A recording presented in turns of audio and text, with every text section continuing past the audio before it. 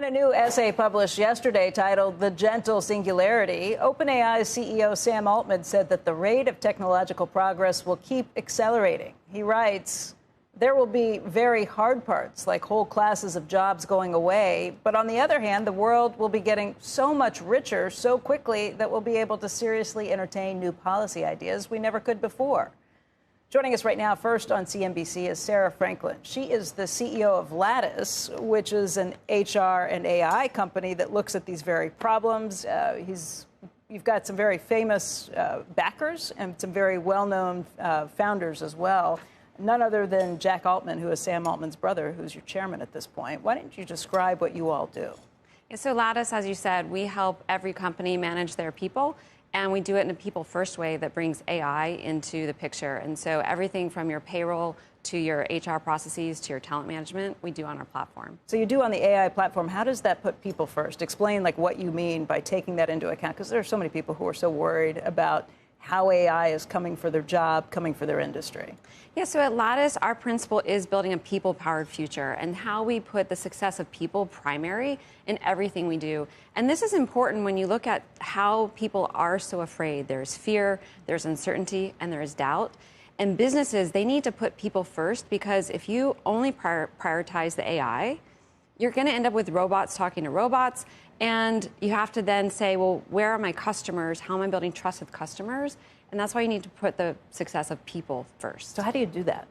Well, it's very simple. So in our AI, we invest in how we coach people, how we assist people, and ultimately you're scaling the human element. So you think about a job and a career conversation with your manager or an employee and how you might want to get ahead. These are things which are conversations, so investing in that coaching, which is then personalized, bespoke to you. And you're looking at the success of people and measuring the outcomes of the people. We were just talking earlier today about Google having, I guess it has its internal platform Grow, and they are pushing a lot of their people to figure out how to use AI to help them in their jobs and getting rid of some of the other classes maybe that had been scheduled earlier for that. Are you talking about things like that? Well, there's coaching that you think about whether you're in your personal life and you want to exercise, and you have a different type of coach. Maybe some people like the drill sergeant mentality, some people like the Zen yoga mentality. And with AI, we can personalize coaching for you in your career. Meaning I get to pick the type of manager I want. I need somebody who's a bit of a cheerleader. I need somebody who checks in on me. I need somebody who doesn't check in on me, lets me do my thing. Yeah, well, it helps managers. It coaches managers as well, because managing people is one of the hardest jobs, and it's something that we don't provide enough. No kidding. We don't. Most of them stink at it. Well, but this is the thing that we can do. It's an opportunity to have AI help us help people first, and that's an incredible opportunity. So does this replace the mid-level manager? Does this assist the mid-level manager or make them so good at it you don't need as many of them? Well, you think about it in today's workforce, there are no direct assistants or coaches for every employee. We don't have people doing those jobs today. And so this isn't replacing people. This is scaling a function so that people can then have resources that are democratized for them that they haven't really had access to because of budget constraints. So what do you think when you hear these warnings about AI jobs, AI is coming for your jobs? So whether it's, Sam's memo with gentle singularity or, Dario's, real resonant cry with everybody, what I take away from this is the call to urgency. And this is so important because we cannot be paralyzed by the fear, by the uncertainty, or by the doubt right now. It is paramount that we take this call to urgency. And we talked about reskilling and how you skill.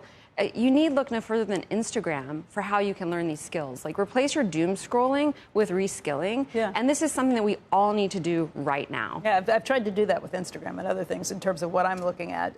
But let's talk about your customers. You've got over 5,000 customers, some very well-known names like Anthropic, Duolingo, Masterclass, NPR, OpenAI, Robinhood. Do you have some of the old line companies that I think of, even old line tech or other things? Because these are a lot of up and coming companies and things that places that are very willing to embrace new things like this. Yeah, one of our customers, I love Majuri, the jeweler. They're, a traditional retailer, and they're growing, expanding company.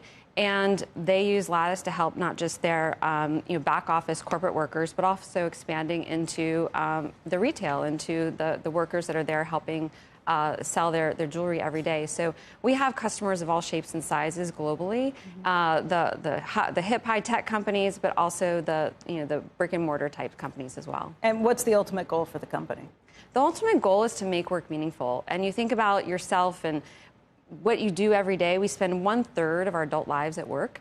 More time than we spend at home with our families or helping our communities. And so when you come to work every day, you should have purpose and meaning and understand how what you do contributes to the success of the company and your team and their goals. I guess I should be specific about that. What's the ultimate goal? Are you going to go public, you think? Would it be bought? Oh. Like your last funding series was January 2022, $3 billion as of that Series F. Yeah, so, I mean, the markets are so uncertain right now, and you tell me what the future holds. I would love to know, but, we're growing and excited about the technology and the innovation right now, and we're just focused on the success of our customers.